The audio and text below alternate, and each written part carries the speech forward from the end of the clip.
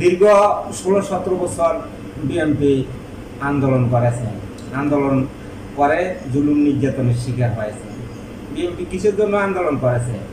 একটা জাতীয় সংসদ নির্বাচনের জন্য, অবাধ, সুস্থ, নিরপেক্ষ। এই জন্য বিএনপি আন্দোলন করেছে। আন্দোলন করেছে গণতন্ত্রের জন্য, আন্দোলন করেছে মানুষের অধিকার প্রতিষ্ঠা করার জন্য, আন্দোলন করেছে বিচার বিভাগ স্বাধীন করার জন্য, মানুষের ন্যায় প্রতিষ্ঠা করার জন্য। আজকে বিএনপিকে সবাই দূরে ঠেলে দিচ্ছে। এই যে অন্তর্বর্তীকালীন সরকার, তারাও বিএনপিকে কোনো মূল্যায়ন করে না। আর ইসলামী দলগুলো তো অনবরত, এনসিপি, গণ অধিকার পরিষদ, মানে বিএনপির বিরুদ্ধে লেগে গেছে। তারা বিভিন্ন মিথ্যা বানোয়ার তথ্যগুলা প্রচার করতে আছে মিডিয়ার মধ্যে। এনসিপির নেতারাও মানে এগুলা প্রচার করতে আছে, মানে অন্তর্বর্তীকালীন সরকারের সহযোগিতা নিয়ে তারা এই অপপ্রচার করতে সক্ষম হচ্ছে। সরকার তাদেরকে অনেক সুযোগ সুবিধা দিচ্ছে। এই যে এনসিপির নেতা নাসিরউদ্দিন ফাটোয়ারি বলতে আছেন, জাতীয় সংসদ নির্বাচনে 400 আসনের মধ্যে 300 আসনে এনসিপি পাওয়ার সম্ভাবনা আছে।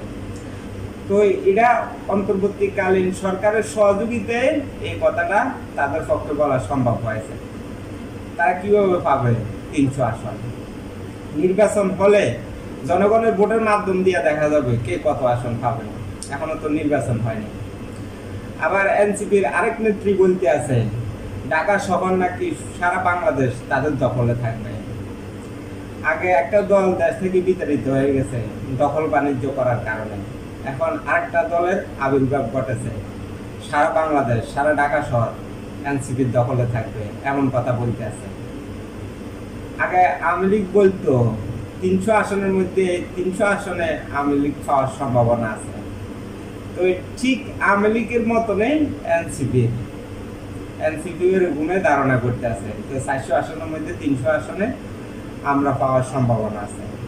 তারা জনগণের সামনে যায় না, তারা সারাদিন থাকে টিভির সামনে, বিভিন্ন মনে করেন এই যে সোশ্যাল মিডিয়াকে নিয়ে তারা পড়ে থাকে।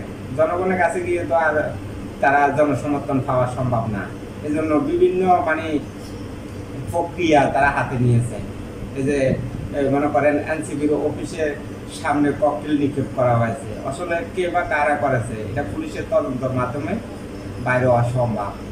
তো এই যত সম্ভব বাংলাদেশের জনগণের ধারণা এটা এনসিপি নিজে তাদের অফিসের সামনে ককটেল নিক্ষেপ করে একটা নাটক সাজিয়েছে। এই জন্যই অন্তর্বর্তী সরকার তাদেরকে সাপোর্ট দিচ্ছে। এই বিভিন্ন দল, বিএনপিকে ছাড়া এনসিপিকে, জামাতকে, ইসলামী আন্দোলন, গণ অধিকার পরিষদ সবাইকে সমর্থন দিচ্ছে অন্তর্বর্তীকালীন সরকার। বিএনপি 16-17 বছর আন্দোলন করে জুলুম নির্যাতনের শিকার হয়েছে গণতন্ত্র, নির্বাচনের জন্য, মানুষের কথা বলার স্বাধীনতার জন্য। আজকে বিএনপিকে সবাই দূরে ঠেলে দিচ্ছে। বিএনপির নামে বিভিন্ন মিথ্যা বানোয়ার অপবাদগুলা দেওয়া হচ্ছে সোশ্যাল মিডিয়াতে। এখন বর্তমানে এই যে সোশ্যাল মিডিয়া, এটা পুরা অন্তর্বর্তী সরকারের নিয়ন্ত্রণে। এটা ব্যবহার করতে আছে এনসিপি, ইসলামী দলগুলা, জামাতে ইসলামী, গণ অধিকার পরিষদ। কিন্তু বিএনপিকে সেরকম স্পেস দেওয়া হচ্ছে না, কারণ বিএনপি ভবিষ্যতে ক্ষমতা দেওয়ার সম্ভাবনা আছে। এই কারণে বিএনপিকে এই স্পেসটুকু দেওয়া হচ্ছে না। যদি বিএনপি সমর্থন আরো বেড়ে যায় এই গণমাধ্যম দিয়ে, আসলে বিএনপি জনগণের দল, বিএনপি জনগণের ভোটে নির্বাচিত হবে, নির্বাচিত হয়ে সরকার গঠন করবে। আর যারা গণতন্ত্র বিশ্বাস করে না, নির্বাচনে বিশ্বাস করে না, তারা কখনো ক্ষমতা যাওয়ার সম্ভাবনা নাই, ক্ষমতা যেতেও পারবে না, কারণ তারা জনগণের কাছে যায় না, সারাদিন মানে বড় বড় কথা বলে। আর একটা জিনিস আমি ফলো করেছি, যে বিভিন্ন সমাবেশে বিভিন্ন দলের নেতা কর্মীরা, বিভিন্ন দলের বড় বড় নেতারা কেন যায়? ওই যে সরকারের ইন্ধনে তারা বিভিন্ন সমাবেশে যাইয়ে যোগদান করে, যেহেতু বিএনপির বিরুদ্ধে কিছু বলা যায়, এই জন্য এটা সরকারের ইন্ধনেই এই কাজটা হইতে আছে। বিএনপিকে কিভাবে মানুষের সামনে খারাপভাবে উপস্থাপন করা যায় সেই পরিকল্পনাগুলো হাতে নিয়েছে সরকার। এই যে আজকে ইসলামী আন্দোলনের সমাবেশে নুরুল হক নূর, তারপরে সাজ্জাদ আলম, বিভিন্ন নেতাকর্মী গিয়েছে সেখানে। তারা জনসভায় গিয়ে বিএনপির বিরুদ্ধে মিথ্যা বানোয়ার কথাবার্তাগুলা উপস্থাপন করতে আছে, কারণ যে কোনো প্রকারে বিএনপিকে আটকিয়ে দিতে চায়। বিএনপি যেহেতু ক্ষমতা না যেতে পারে, অন্তর্বর্তীকালীন সরকার ষড়যন্ত্র করতে আছে, বিভিন্ন ইসলামী দলগুলা ষড়যন্ত্র করতে আছে। এই ষড়যন্ত্র করার কারণে আজকে তারা জনবিচ্ছিন্ন হয়ে গেছে। বিভিন্ন দলগুলা, ইসলামী দলগুলা, এই যে এনসিপির বর্তমানে দুর্নীতি গণমাধ্যমে আসতে শুরু করেছে। নারী কেলেঙ্কারি, লুটপাট, দখল বাণিজ্য, চাঁদাবাজি, এগুলা। তো তাদেরকে দিয়ে, এনসিপিকে দিয়ে কিভাবে সম্ভব বাংলাদেশে একটা নতুন ধারার রাজনীতি? কোনোভাবে সম্ভব না নতুন ধারার রাজনীতি তাদেরকে দিয়ে, কারণ তারা লুটপাট, চাঁদাবাজি, দখল বাণিজ্য নিয়ে আসে। বর্তমানে এনসিপির নেতা কর্মীরা সরকারের সহযোগিতা নিয়ে এই কার্যক্রমগুলা এনসিপির নেতা কর্মীরা সবাই চালাইতে আছে। মানে বাংলাদেশটাকে দখল করিয়ে লাইতে চায় তারা, অন্তর্বর্তীকালীন সরকারের সহযোগিতা। কারণ অন্তর্বর্তীকালীন সরকারের সহযোগিতা ছাড়া তারা এগুলা করা কোনোভাবে সম্ভব নয়। আর দেশে বর্তমানে আইনের শাসন কতটুকু আছে বাংলাদেশের জনগণ দেখতে আছে, দেশের বিচার ব্যবস্থা কতটুকু স্বাধীন আছে বাংলাদেশের জনগণ দেখতে আছে। যদি উল্টা ফুল্টা কিছু করা হয়, বাংলাদেশের জনগণ ক্ষমা করবে না অন্তর্বর্তীকালীন সরকারকে। কারণ একটা সরকার এই দেশ থেকে বিতাড়িত হয়ে গেছে এরকম অপকর্ম করার কারণে। যদি এই সরকারও যদি একই কাজ করে, তো বাংলাদেশের জনগণ কখনো ক্ষমা করবে না। তাদের অপরিণতি, যেই দলটা এই দেশ থেকে বিতাড়িত হয়ে গেছে, তাদের মতনে হবে এই সরকারের পরিণতি। তো আমরা সবসময় নিয়ে এর পক্ষে কথা বলি, অন্যায়ের বিরুদ্ধে প্রতিবাদ করি। আমাদের এই প্রতিবাদ সবসময় অব্যাহত থাকবে, ন্যায় প্রতিষ্ঠা করার জন্য, মানুষের কথা বলার স্বাধীনতার জন্য, গণতন্ত্র প্রতিষ্ঠা করার জন্য, একটা অবাধ সুস্থ নির্বাচনের জন্য অবিরামভাবে আমাদের এই কথাগুলা চলমান থাকবে। আজকে যদি আমরা প্রতিবাদ না করি, একদিন আমাদের উপরও এই বিপদ আসার সম্ভাবনা আছে। তবে কাউকে অসম্মান করি বিএনপি কথা বলে না।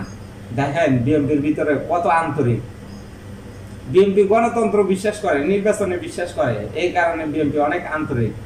বিএনপি অন্য দলগুলোকে নিয়ে খারাপ সমালোচনা করে না, কিন্তু অন্যান্য দল বিএনপিকে নিয়ে খারাপ সমালোচনা করতে থাকে। তো এই সবাইকে বলবো, রাজনীতি হচ্ছে জনগণের জন্য। আমরা চাই বাংলাদেশে গণতন্ত্র প্রতিষ্ঠিত হোক, একটা অবাধ সুস্থ নিরপেক্ষ নির্বাচন হোক। আজকে যে ইসলামী দল সমাবেশ করেছে, সেই ইসলামী দলে কিন্তু বিএনপি দাওয়াত পায় নাই, বিভিন্ন দল দাওয়াত পেয়েছে। তারা যদি গণতন্ত্র বিশ্বাস করতো তাহলে তো বিএনপিকে দাওয়াত দিত, যদি নির্বাচনে বিশ্বাস করতো তাহলে তো বিএনপিকে দাওয়াত দিত। তারা গণতন্ত্রে বিশ্বাস করে না। এটা বুঝি গণতন্ত্রের নমুনা? সবাইকে দাওয়াত দেওয়া হলো কিন্তু বিএনপিকে দাওয়াত দেওয়া হলো না। কি বিএনপি কি অপরাধ করেছে যে বিএনপিকে দাওয়াত দেওয়া হলো না? বিএনপি তো দেশের জন্য কাজ করতে আছে, দেশের জনগণের জন্য কাজ করতে আছে, দেশের উন্নয়নের জন্য কাজ করতে আছে, জনগণের উন্নয়নের জন্য কাজ করতে, ন্যায় প্রতিষ্ঠিত করার জন্য কাজ করতে আছে, ন্যায় প্রতিষ্ঠিত করার জন্য কাজ করতে আছে, একটা অবাধ সুস্থ নির্বাচন করার জন্য কাজ করতে আছে। বিএনপি অন্তর্বর্তীকালীন সরকারকে সহযোগিতা করতে আছে। সেই সরকারকে সহযোগিতার বিপরীতে বিএনপিকে অনেক দূরে ঠেলে দেওয়া হচ্ছে। তো এই ইসলামী দলগুলোর ভিতরে আসলে গণতন্ত্র নাই বললে চলে, কারণ গণতন্ত্র যদি থাকতো আজকে বিএনপিকে দাওয়াত দেওয়া হতো। গণতন্ত্র না থাকার কারণে বিএনপিকে দাওয়াত দেওয়া হয়নি। আর নির্বাচনে বিশ্বাস করে না বিদায় তারা অনুপাতিক হারে নির্বাচন চায় ইসলামী দল। তো এগুলা সরকারের ইন্ধনে হইতে আছে সবকিছু। এই যে জাতীয় সংসদ নির্বাচনের আগে বলতে আছে এই যে ইউনিয়ন পরিষদ নির্বাচনগুলা, তারপরে আবার সিটি কর্পোরেশন নির্বাচনগুলা, মানে এই ছোটখাটো নির্বাচনগুলা করার জন্য বলতে আছে ইসলামী দল, গণ অধিকার পরিষদ, তারপরে এনসিপি। তারা এগুলো বলার কারণ হলো যে জাতীয় সংসদ নির্বাচনটা আটকিয়ে দেওয়া। কারণ এই ছোটখাটো নির্বাচনগুলো যখন হবে তখন এখানে বিশৃঙ্খলা বেশি দেখা দেবে, বিভিন্ন রাজনৈতিক দলের সাথে সংঘর্ষ হওয়ার সম্ভাবনা বেশি। এই বিশৃঙ্খলাগুলা পুলিশ নিয়ন্ত্রণ করতে পারবে না। জাতীয় নির্বাচনের আগে যদি অন্য কোনো নির্বাচন হয়, বিশৃঙ্খলা রাজনৈতিক অঙ্গনে বেশি দেখা দিবে, জনগণের মধ্যে বিভ্রান্তি সৃষ্টি হবে, জনগণের মধ্যে বিশৃঙ্খলা সৃষ্টি হবে, বিভিন্ন দলের সাথে বিশৃঙ্খলা সৃষ্টি হবে, নির্বাচনের সময় অনেক হট্টগোল হতে পারে। তা আমরা চাই আগে জাতীয় নির্বাচন, তারপরে ইউনিয়ন পর্যায়ে নির্বাচন।